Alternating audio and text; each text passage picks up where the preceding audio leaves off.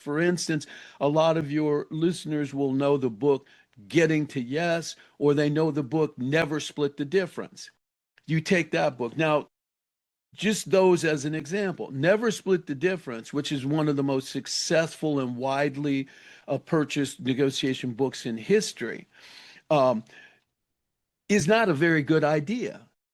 And first of all, and secondly, it wasn't Chris Voss's idea, because in 1970, when Dr. Karras wrote his first book called The Negotiating Game, his program, Effective Negotiating, came out of that book.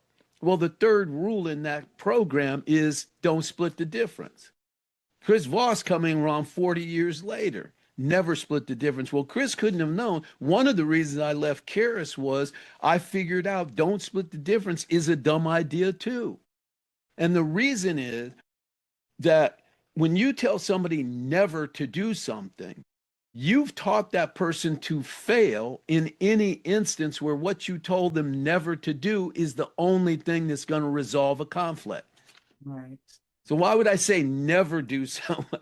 I would say what I would say is, do this here and not there. So when to split the difference, how to split the difference, who to split the difference with, and how to protect yourself. Well, that's an evolve. So I'm not going to tell you never, because what I tell you is sometimes use the rules, and sometimes use all of the rules, and sometimes use one of the rules, and sometimes don't use any of the rules. Throw all of it out so that you can respond to the challenge that's in front of you. And I also talk about the idea of sometimes we got to be a cook, meaning you and I can go into any kitchen on anywhere in the planet and cook something based upon what's in the cabinet or in the field or whatever. If you're a cook, all you need to know, this is what I got to work with. I can come up with something, right? And everybody that makes mac and cheese, the only thing that they have in common is mac and cheese, but no two people make mac and cheese without a recipe that tastes exactly the same, because they're cooking. Right? And a lot of black folks that came up with a lot of this stuff were cooking. They were creating what became recipes in the cookbooks of other folks, right? So they were cooking with what they had. That's how we got chitlins and hog maws and everything that everybody loved. It wasn't because this was the best part of the animal or the garden, greens and whatever.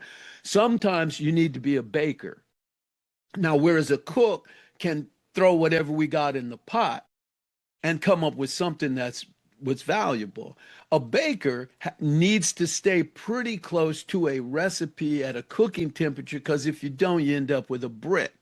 So sometimes a cook, sometimes a baker, and then sometimes we're a hybrid where we're using skills and tools from both of those processes. And sometimes we're throwing all of that out and responding to a specific challenge or situation.